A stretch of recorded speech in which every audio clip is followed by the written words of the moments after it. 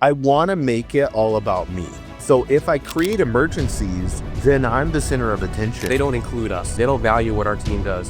Complaints like that, just over time, are like poison that builds up in the bloodstream. The world was designed for extroverts. I'm a natural introvert, but I have adopted an extroverted layer for survival. The goal is to try to put your heart and soul into your work, but also respect the fact that once it's out there, it takes on a life of its own.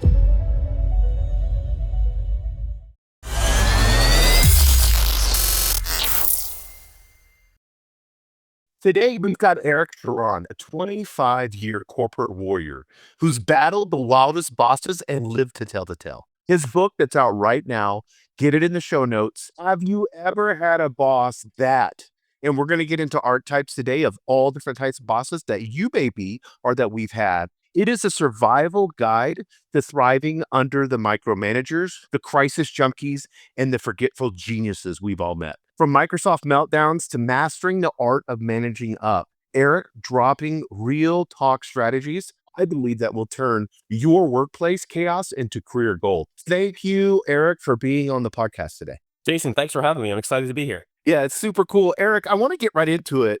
Your book is amazing. Like I said, everybody get it. It's in the show note link below. When we get into like as a leader, I mean, you're a leader, I'm a leader. That's what we do. That's what our roles are at work. Leaders often point finger when things go wrong. Yeah, that's a great question.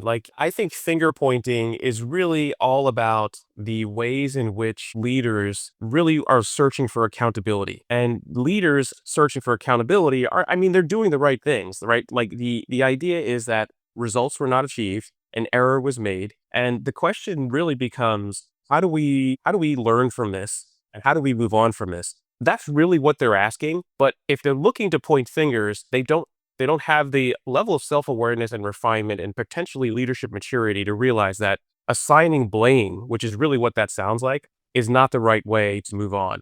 There's a book that I love called Growth Mindset by Carol Dweck. And in fact, as part of a leadership program at Microsoft, I was assigned to read this when Satya Nadella took over. He was trying to change the culture of the organization. It sat on my desk, by the way, for like 6 months. And I'm like, I'm Eric Charran. Of course I have a growth mindset. And then they're like, hey, we're going to go meet with Satya as part of this leadership program. So make sure you read the book. And I'm like, okay. So I read it on the plane. First 10 pages changed my life. And it was all about like whether or not you have a fixed mindset or the growth mindset.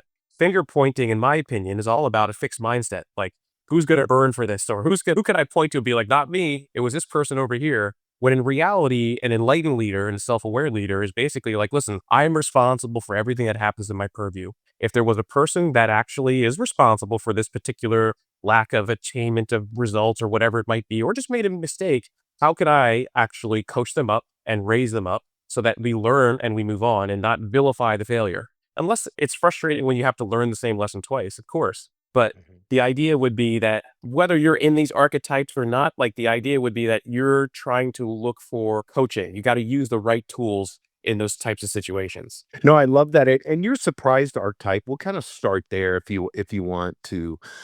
Surprise archetype, how do you help them see if it's their own gap? So can you talk a little bit about surprise archetype and then how did these pointing fingers go wrong, especially with the surprise archetype? The surprise archetype, and again, I use the term archetype because I don't want to vilify the people that utilize these types of tools. And that's really what these archetypes are. They're collections and characteristics of unhelpful behaviors. And in many instances, the people that exhibit them don't really have any other tools in their toolbox. They just know that they have the wrong tools. And those wrong tools were inherited from their managers. And I often say leaders lead how they were led, coaches coach how they were coached. It's the same thing. They're just filling up their box with all these wrong types of tools. The surprised is one in which their mental bandwidth is sapped. They are just in crisis and survival mode. They are just getting besieged by all sides, interrupt driven, Slack is just blowing up constantly, emails, unread emails, 10,000 unread emails. And these people don't have the ability to retain other than in the crisis. And so if you're like, hey, I'm about to go and present our team's work to leadership tomorrow, this is what we're going to discuss. Here it is. Just let me know if you have any feedback or if you don't want me to say certain things or if you can support these points. And they show up in the meeting like it's the first day at work. And in many instances, the unhelpful part comes in where they're like, hey, I didn't know that. Or hey, who greenlit this? Or why are we doing this work? Or, and this is also very common with the amnesiac archetype, who kind of just forgets things. The surprised, usually their moniker is, how is this the first time I'm hearing about this? And you're like, this is not the first time you're hearing about this. I sent you emails, I sent you Slacks, I sent you this. And in reality, what you kind of have to do in those circumstances, to go to your question, which is, how do you manage up? How do you let them know that it is incredibly demoralizing and frustrating for the entire team when you say, this is the first time I'm hearing about this? Wait, and the key thing is you have to understand why. It has nothing to do with you as an individual. It's just this individual. Like, if you try to actually set aside the emotional frustration you get from this and just say, it's got to be tough to be there. And this is all they know how to do. And sometimes when they say this, it's like pulling a blanket over there's like a warm blanket. That was the first time I'm hearing about this. And understanding what they're going through will help you let them really understand what the impact of that behavior is. And then you can work together on how to change it. I love that. And in the later part of your book, and we'll get into this too, you talk about, how not just going through the archetypes, but then in the, I think it's after page like 177, you have a second part of the book where you go into detail on how you can work to help change your boss, or if you are that boss, how you can be, how you can change. Love it.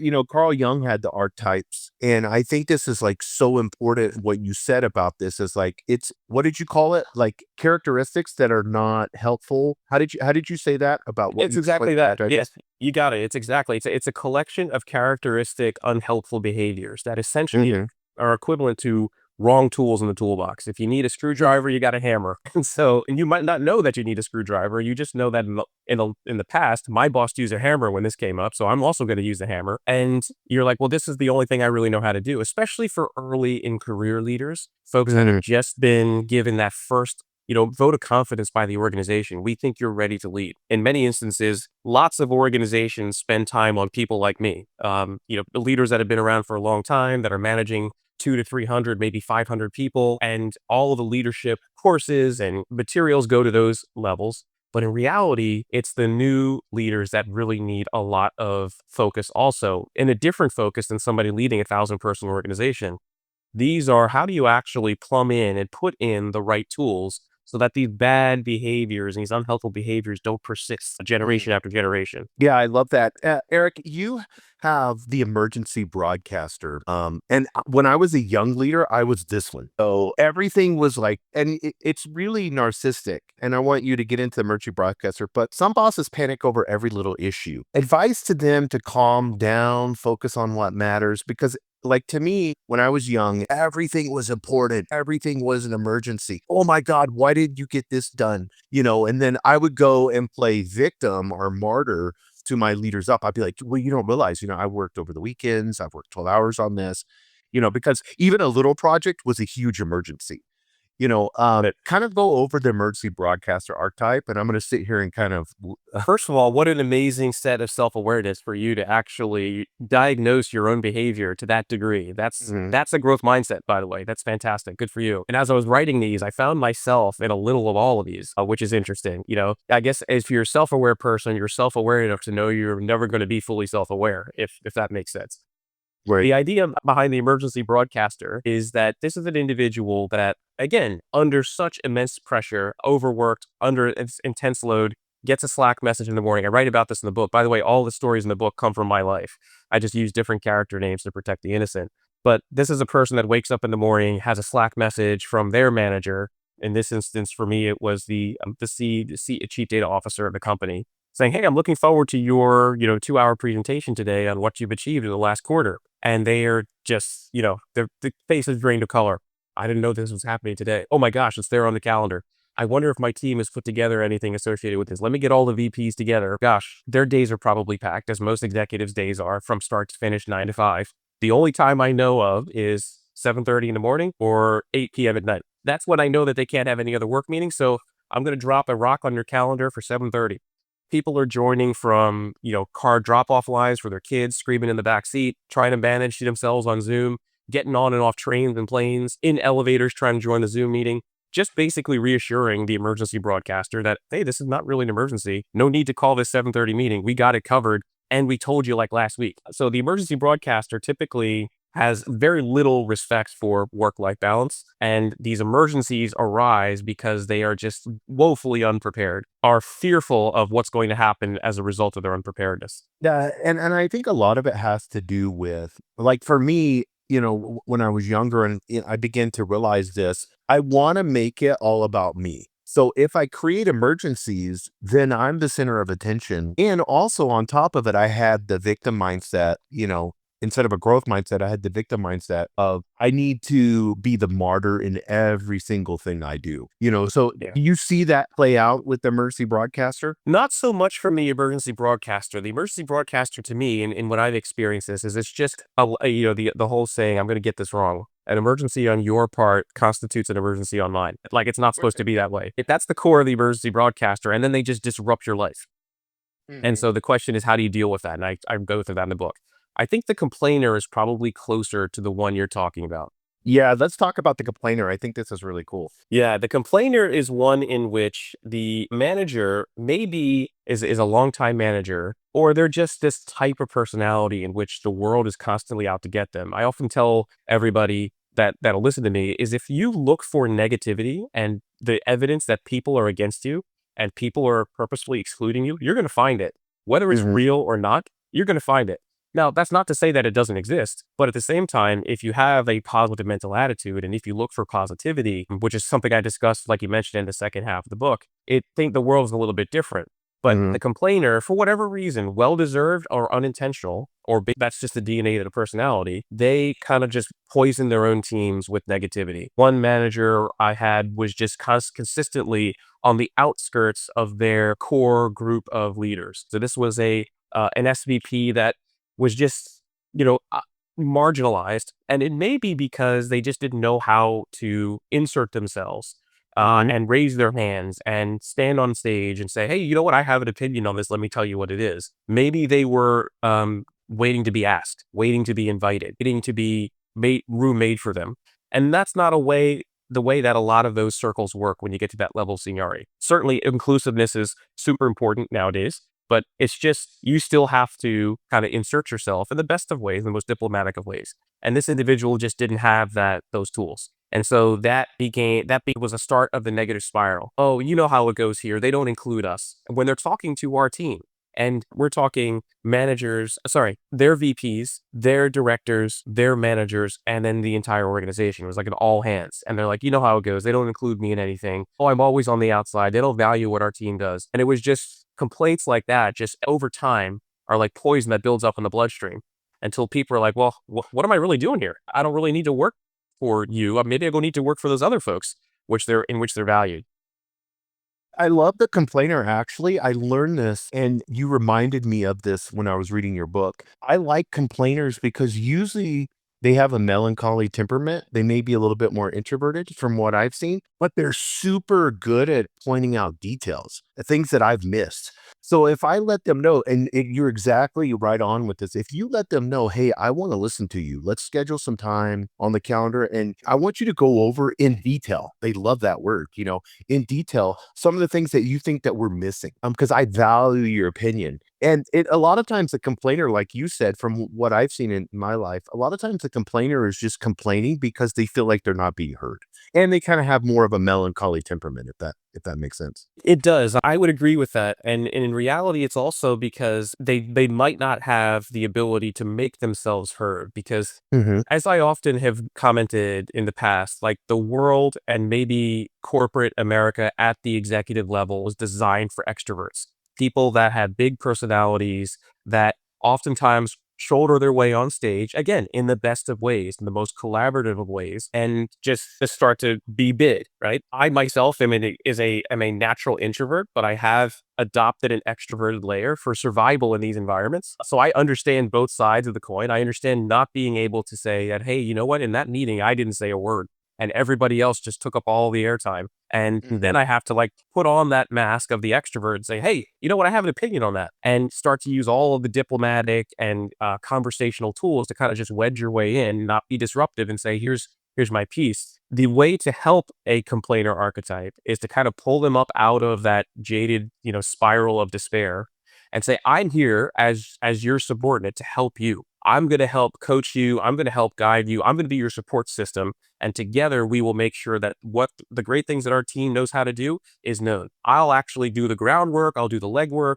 I'll do whatever I can to support you. And together we're going to make this a different story. Yeah, it changes dramatically. I actually prefer a complainer on my team, because once you have the right tools to be able to, I don't wanna use the word handle them, that's not a great word, Mhm. but to be able to have servant leadership towards them, it changes them dramatically. Let's get into I recently experienced this where I had somebody who forgets what they promised. And they have this routine, and I watched it not only with myself, but then with a bunch of other leaders, that this top leader was consistently forgetting what they promised. They would just run around and promise everything. Not a bad person at all. When you're talking about this amnesia and this archetype, what are you seeing in them? Yeah, again, it's the probably the common thread is just the load of leadership. The mental load associated with a lot of these executive positions is enormous.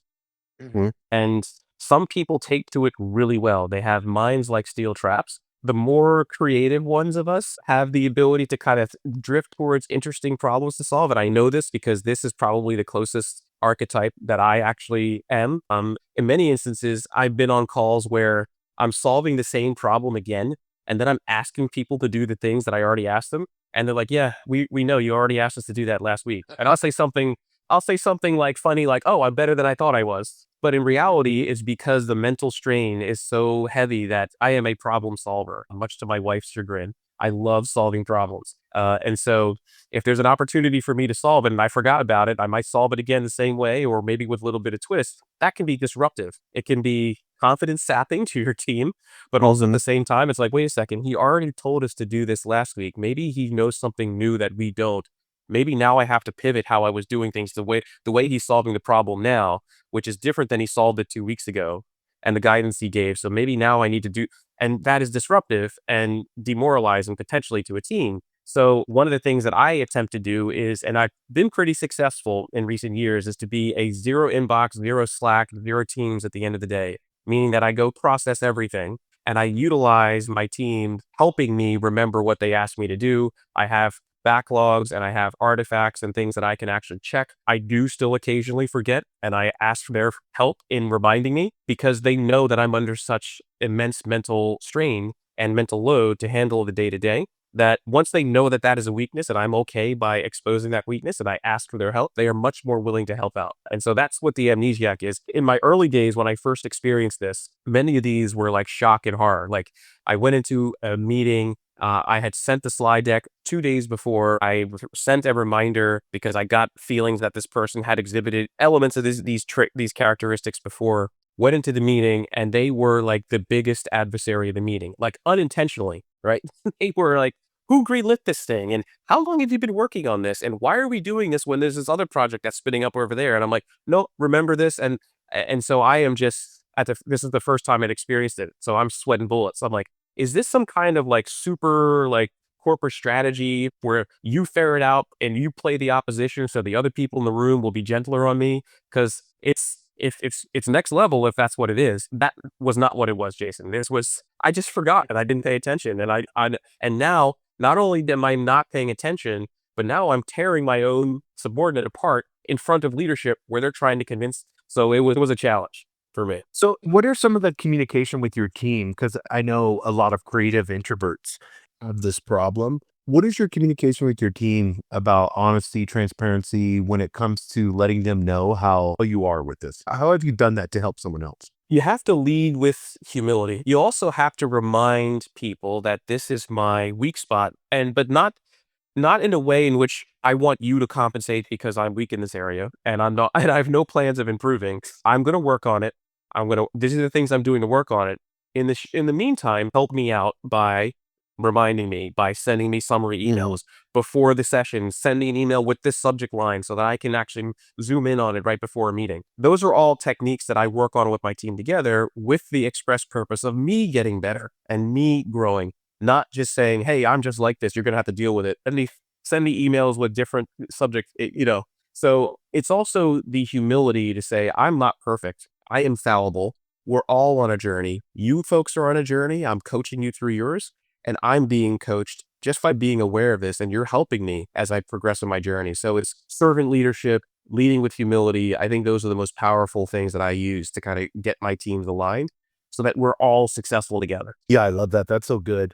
I want to get into this one kind of always rubs people the wrong way, and everybody's, I think, experienced an order taker archetype. Some leaders have a tendency, and if you're self-aware, a lot of order takers aren't self-aware enough to understand this is what they do. But some leaders always say yes, to the top. Not only when you say yes to something, you're creating more of a burden for your team. How does an order taker plan help them? How do they stand up? What are some of the issues around the order taker? Yeah, the order taker for your listeners are people that value harmoniousness amongst everything else. So their job is to, or what they believe their role is when C-level executives say, listen, this is the three new things we need to do this year based on our performance last quarter, or this is the most important thing right now. We just had a breach, so now we need to focus on security rather than feature release. And all of those observations may be 100% correct and 100% right. The C-level executives turn to their VPs and SVPs and so forth and say, this is what I need your teams to do. Now, I believe inherent in that, what's expected is, yes, I understand everything associated with it. Let me verify it with you. Got it. Now, let me come back to you and tell you what it's going to take. It's going to take additional teams and hiring. We're going to need more headcount. We're going to need more budget. And we're going to need to push off these other programs that we're working on in favor of this. Does this make sense? And usually that it's not an argument back. It's just a statement of reality. If I focus on these new things, these are the things that are not going to get done. And we as an organization have to understand that. That is a leader with the right tools in their toolbox. A leader that values harmoniousness says, this is the boss telling me what needs to be done. I need to do it to make the organization successful. Hey, everybody, time out, stop. We just have a new change in direction. Everything you were doing goes away, and we're focused on this set. And listen, that happens in business. I probably don't have to tell you or any of your listeners. That's going to happen. The challenge is when that becomes part of the process that you just blindly accept. You say, okay, yes, got it. And do you want fries with that? No, hey, we might want to think differently about this. Hey, we just got two other organizational initiatives from the other parts of the organization, which we think are important.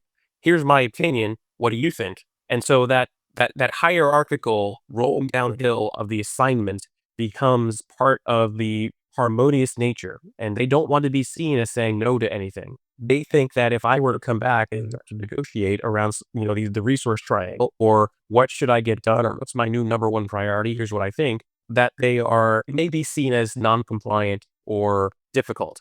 And that's not the case at all. In fact, I think many mature leaders expect people to say, hey, here's what's not going to get done based on this new ask. Yeah, that's so good. I want to move and shift to one that I think can help a lot of people, especially young leaders. So if you're a young leader, I really want you to listen to this one because we all fall into this one. That's the raw nerve. And it may not be, I mean, maybe you do have a characteristic or maybe you're alpha male or something and you're like, well, I can't believe this, but there are a lot of people that when they get feedback, and people are already guessing where I'm going with this, but when they get feedback, they take it super personal, and they get super emotional about it, and it's their identity, because we can get so wrapped up in our work that when somebody when a leader does give us feedback, it can really hurt, like emotionally. What's your raw nerve? Kind of go with the archetype of that, and tips to handle criticism without losing control. Yeah, there's a famous acronym that I don't know where it came from, so I can't properly attribute it. I didn't create it. It's called Q-tip, which is quit taking it personal, which sounds easy, but it's really not, especially if you are the type of person that is extremely emotive, that you kind of mirror the emotions of the people around you. You are expressive. There's all types of people that have different types of, I'll call them emotional components to who they are. And and that's what makes, I think, a diverse team super powerful. The biggest challenge I would say, and again, I am not this type of person, but I work with people that are like this, and I have people like this in my family, and I have to understand and respect them. But the difference is that they are their work. When they produce something, they put a piece of themselves into that work. And when you criticize it, it ends up being super, super hurtful to them, Mhm. as if you were imputing their person. They might not be able to easily separate themselves from the work, from learning a lesson, from becoming better, even though they might want those things. And so as a leader, you kind of have to understand and interpret those signals as best you can. So the raw nerve on one instance is somebody that just reacts based on that and can't quit taking it personal because they put a piece of their soul into everything that they do. Mhm. The challenge is, how do you grow from that type of person? Do you want to get better? Do you see that as an issue in yourself? Is it inhibiting your journey? And if it is, and it seems like you're like, yeah, I don't want to be this way because I know it's inhibiting my journey, but I just can't see how to get to the other side of the river or the chasm. I don't know if I have 100%, great mechanisms to kind of help you with that. But I will say that the goal is to try to put your heart and soul into your work, but also respect the fact that once it's out there, it takes on a life of its own. And you can look at something, you could come back to it later and look at a piece of artwork you've done or music, and you're like, gosh, I can't even listen to that because I've moved on, I've grown as an artist, and now I can't look at that anymore because I was so inexperienced, or so it's a simultaneity, I think, that has to happen, and it's a muscle that you have to build. But in my example, the raw nerve in the book was working with a manager who was like that reacts. And in many instances, it's like, when it starts to rain or pour a thunderstorm outside, you kind of just have to wait until the weather passes if you're being subjected to that. And then you have to say, listen, that storm that just happened, here's how it impacted me, and here's how it impacted the team. And I think we can do better. Here's how I think I can help you. Because these behaviors, all of these archetypes, people suffer from these things in silence, and they persist in silence. They continue to grow. So I think that it's important for us to be able to respectfully, and without limiting your own career or shooting yourself in the foot, say, listen, this is this storm that just happened. And listen, I understand it and I get it, but here's how it affects the team. Here's how it affects me. Here's what I think we can do. Let me know if you're open to it. Yeah, that's so good because I think there's a lot of people that work for someone that's that way, and they're like, I don't know, especially like you said, you're not this, personality. So it's like, how do I handle this person? What do I do? They're threatening all these different things, because they've just gotten emotional. But I think you're so right. It's like recognizing as a storm. That's so good. And that they most of those personalities, they pass, and then Yeah. I've dealt with leaders that way, and they'll apologize 100 times, but and then it's like, well, if this is them, I'm not going to change them. They're on their own journey. But I do know if I wait 2 days, then everything's back to normal, if that makes sense. Yeah. Yeah. Thunderstorms are scary. The first couple are scary when you're a kid, but eventually you go through enough of them and you're like, all right, this is just how it's going to be. I'll wait till it's done. And then again, the difference is not just suffer in silence. Just say, listen, it seems like you're really passionate, but that's great. But also here's the fallout from that. Let's find a way in which you can give me that information without the fury.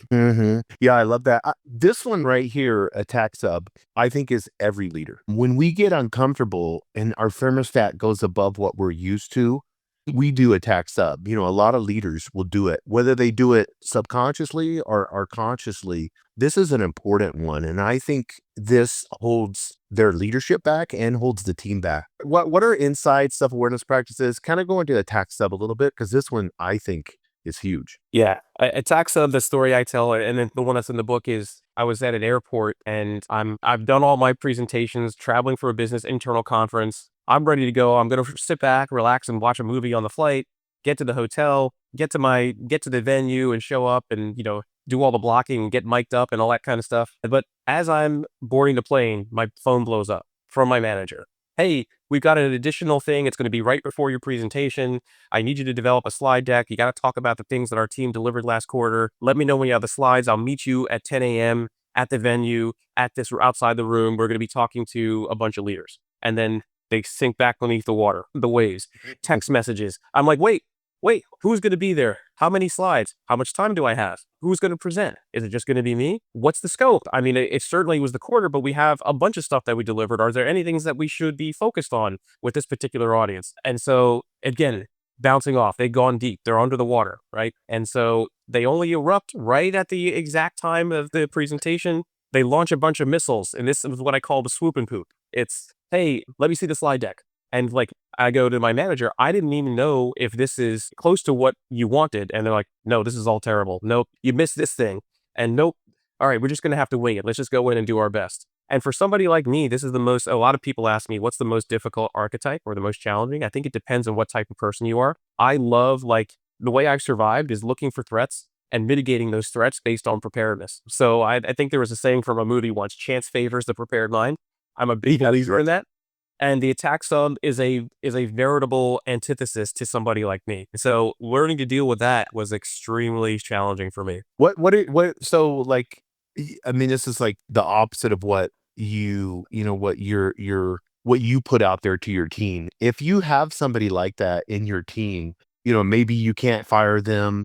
How do you handle them? How do you go up to them? Have you had to like personally confront this? But yes, yes, and several times, because sometimes these behaviors, they'll get better for a little bit, just like with any relationship, and then eventually they'll start falling backwards and backsliding into the same behaviors, utilizing the wrong tools. And Mhm. so there's tactical ways in which you can do this, which is channel switching, I call it. So the novelty of the channel in which you receive the communication is what allows people to kind of get re-engaged, right? So what I mean by that is you can send somebody in my example, I sent them a follow-up email, and I said, "Well, hey, these are all the details that I'm missing that you just, dumped on me. I didn't have these details.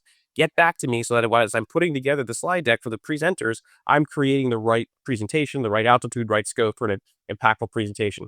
Dead silence. And I know it's because they probably have, 500 unread emails, and I'm just number 501. What I talk about in the book is channel switching, which is, well, gosh, I never really text my boss. So maybe I'll just say, hey, got your info, sent you an email, looking for additional clarity so I make the presentation the best. And then you can get into like a 3, 4, 5 messaging chains because Eric never texts me. What is this? Oh, you know what?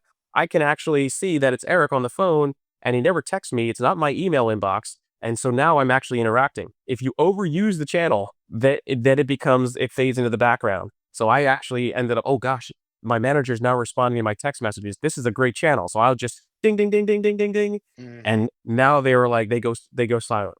So then I switched to Slack. Slack then says, hey, just sent you some text and an email. Need to know this. And then if it's like, they can actually right click on the alert and just type something in real fast. So it's that channel switching is a great tactical step. You're not solving the problem. You're just being able to try to get the information you need. What solves the problem, again, is letting them know what pressure they're under, emotionally identifying with how frustrating it must be that they can't give this guidance, and then working on ways in which they can manage their communication better, where they can manage information better, whether or not you can break through some of the challenges that they have in their communication fabric. That's the long-term fix. Yeah, no, I've had this happen so many times. It's kind of like the leader is looking at, I'm going through stress, I'm freaking out, so I'm gonna come up, launch all the missiles, and then drop back down because I want everyone else to feel the pressure I'm feeling. Which is totally wrong as a servant leader. But inexperienced leaders, you see this a lot of times. This attack like this. Yeah. Yeah, and in some instances, I would say my experience in most instances, it's not malicious. It's just how they feel. Yes. Yes. The back pressure starts building up, and they're like, all right, I can't do this myself. Who can help me? All Mhm. the missiles go. Like, do this, do this, do this. Not enough detail, not enough depth, not enough expectation setting. It's just an explosion of pent up back pressure Mhm. that they're facing, that they're dealing with, and then they just go deep again because they have work to do. Yeah, attack sub's yours. This next one is mine. I think I have the hardest time dealing with, people that have this characteristic of not being committed, being flaky. Like for me, my whole brain is execution. We have to execute. Let's execute everything. We can talk all we want, theoretical, and we can have the intellectual conversations all day long. That's fine in Mhm. theory, but we have to execute. So having this, and I don't know how you say it. Is it LIFO or LIFO? Life, I think it's an odd counting term, last in, first out. Yeah, yes. Can you kinda go into this one a little bit, and I'll try to be more loving and caring towards these people? Yeah, yeah, it's actually very similar to the order taker. It's essentially when leadership says, "Hey, there's new things to do." Whatever's last in wins, meaning that whatever's come before it, I'm going to ignore, and the last thing that I was told or instructed to do is the thing that the team now has to pivot to. Very similar to the order taker, but the difference is that it's always the latest thing. And Mm, the reason is that this is extremely difficult is, as many of your listeners know who are in a corporate environment, or maybe if you're not, you still need to have results at the end of the year. What did you do? And if you weren't here, what could have been done? What wouldn't have happened if you weren't here, right? That's the negative space way to look at it. But essentially, it's how you articulate your value, it's how your economic and your compensation is looked at, career opportunities are looked at. So in this instance, it's constantly being taken off and switching tracks and jumping tracks to where you never finish anything. You Mhm. work a bunch on things, but you never finish anything because the last thing, the last request in is now the most important thing, and all resources are now on that last thing, and everything else falls by the wayside. The challenge with that is if you don't finish things, the question is, well, what do you have to talk about in the next quarter or in the next Yes. at your performance appraisal? And ultimately, the team collectively didn't really deliver anything. They just were busy the entire time. Now, organizations do reward busyness, unfortunately, but many organizations, especially around performance management, are rewarding results and how the results were achieved. Now, if you're constantly switching, you're not really achieving anything. And that actually has a poisoning effect in the well, Mhm. because people that love finishing things, that love having impact and know that they need it and are not getting it, that's a challenge. So they may not commit to the newest, latest thing. They may have just fatigue around every time that my manager goes to the meeting with the C suite. We're going to come back with some game changing, alternate way in which we're going to do things. And that's disruptive. Why invest in this current thing if my manager is just going to change it 3 months from now or 3 weeks from now? Eric, I know this archetype too can be because I've experienced this with people that I lead. It's also like whether it's procrastination may be an issue, but also people that are perfectionists. They don't get the things complete because they can't handle that it's not exactly perfect. What are some of the things that you do to help team members that may have this issue? What are some of the things that we can do as leaders to help them? I think we have to, number one, know our folks. Sometimes that's challenging, especially when you have like a 500 to 1,000 person organization. I think by the time that you're an executive, the hope is that you understand the different types of people that are out there, that, and Mhm. you're an expert at being inclusive. That's not the case in a lot of circumstances. So the number one thing to do is to know the types of people you have. And sometimes you might have completionists. You might have people that are what we used to call at Microsoft pro in place, people that just love doing what they do and they don't necessarily want to change, and they are experts at what they do, and that is something that they take pride in, and we should value that as leaders, and we need folks like that. The challenge is there are shifting priorities that happen in business, in an organization, and you have to speak to those individuals that are like, hey, you know what, we are going to have to shift priorities, it's going to be difficult, but ultimately this is the better approach, and I think that this is the reason why it's okay that we didn't finish that thing, because we're now moving on to something that's has higher impact or is more important to the organization. Having said that, if that happens 4, 5, 6 times within a concerted time period, you are now experiencing a LIFO manager. And that is not going to be beneficial to you. It's not going to be beneficial to the team. It's not going to be beneficial to the organization. And it's just a matter of time when leadership catches up and realizes that, hey, a team over there always seems to be busy, but when we count on them to deliver something, nothing really happens. And the people that are the most challenged with this are the people that are completionists, that the Mhm. pro in place people that love finishing things. Yeah, that's so true. I want to shift to the later part of the book for our next, our last few minutes. Eric, you say people quit leaders, not jobs. How does your Superman versus Lex Luthor idea make bosses worth staying for? I think the difference of the for the reader or for the listeners out there, I used to give my son an example in which, everybody's got superpowers. Number one, you should know what your superpowers are. The second thing is use those superpowers for good, or you can use it for maybe not so good. So the analogy I used to give is Superman. He can do things that regular people can't, but he values the imperfections in the people around him. Whereas Lex Luthor, again, has his own superpowers, intellectual capability,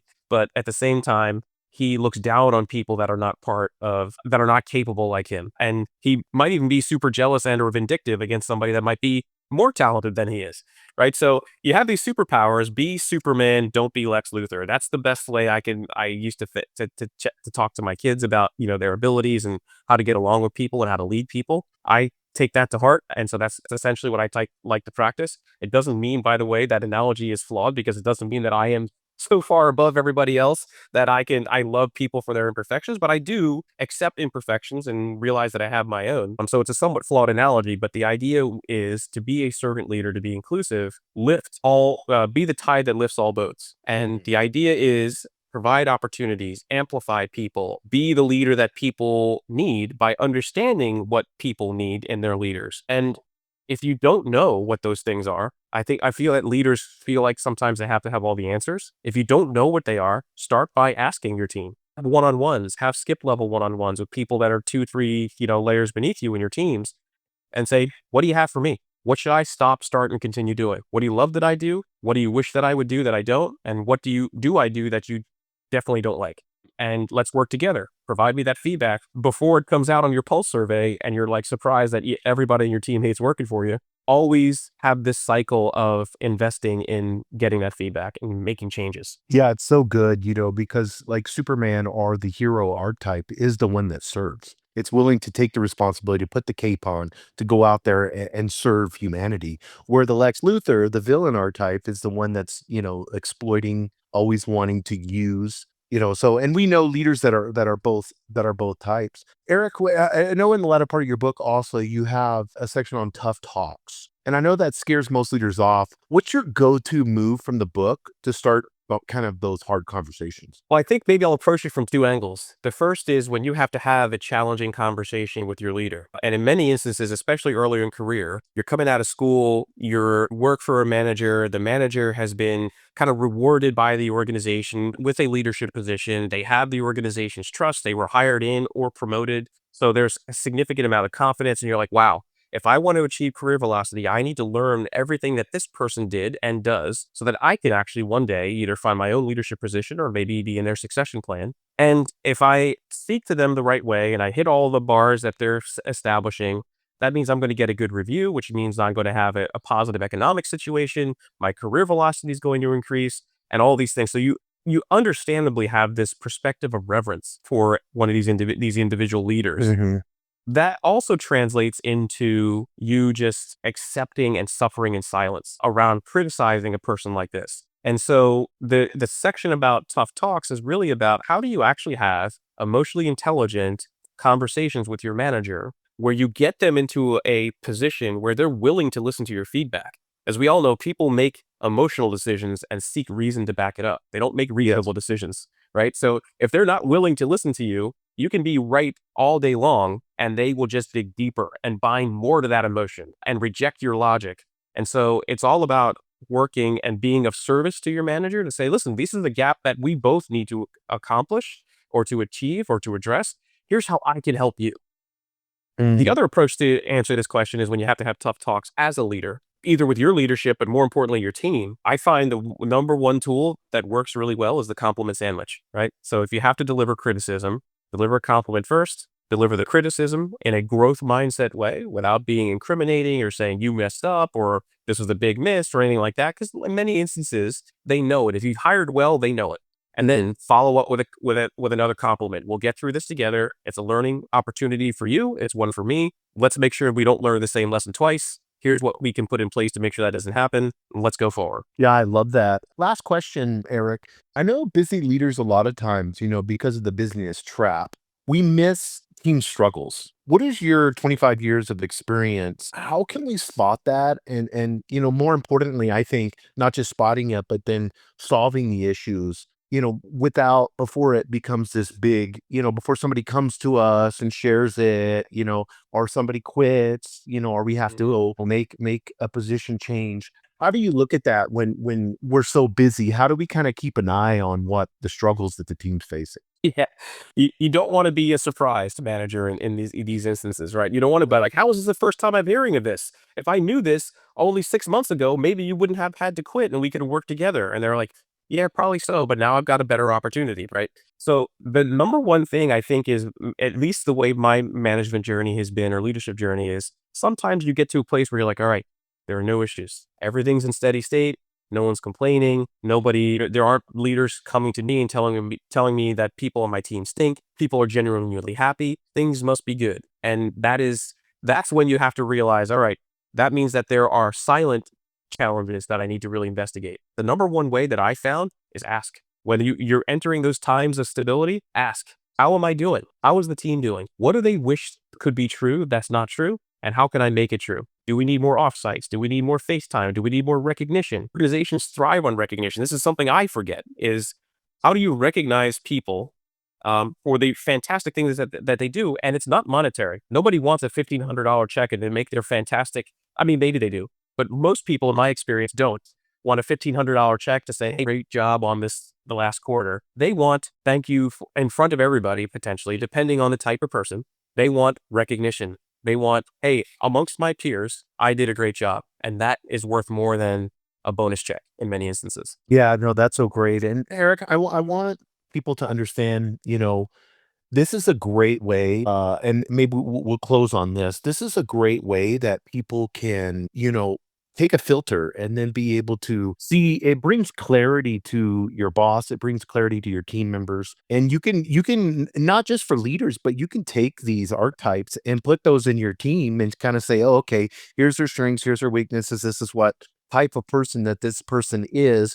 So this will help me as a leader to be able to help them and work on them. So I appreciate your book because it just brought so much clarity and it helped me, kind of funnel things down to a more a path that I can put. You don't want to put people in buckets. That's not what you're saying here. That's right. But it allows them to their character that they may have. Like we all have character flaws. We all have character issues. So it allows me to be able to help them to lead them better, I think. So I appreciate you coming on the podcast today. I appreciate your book. What's the last word that you would want to leave someone? Yeah, thanks for having me on, Jason. I think the things that I often tell early in career folks, or maybe even peers of mine, know your worth. You don't have to suffer in silence. In most instances, these things are not being done to you. They're just a collection of unhelpful behaviors that are persisting because they don't know what else to do. That's so So good. Yes. understanding, sometimes you can read the whole book and pay attention and try to implement a lot of the coping strategies and the thriving strategies I have and other, folks that have written other books. And at some point, in the back of your brain, I'm throwing good energy after bad. It's just not materializing. And I'm worth more than this. Like I said, like you brought up, one of the things I wrote is that people don't quit organizations or teams, they quit managers. And in this instance, you have to realize when it's time to quit. And my dad used to have a saying. He used to say, look for a job when you're happy with the one you have. Number one, so you know your worth, and number two, you're not running from something, you're running towards something. So those are the kind of That's so things I good. think Yes. that early in career people need to really understand. Yeah, that's so good because there's so much flexibility out there today. And if you're in an unhealthy situation, it's so important that you do know your worth and who you are. That's so great. Thank you, Eric. I appreciate it. Everybody get the book. It's down in the show notes. Thank you again. Thanks, Jason.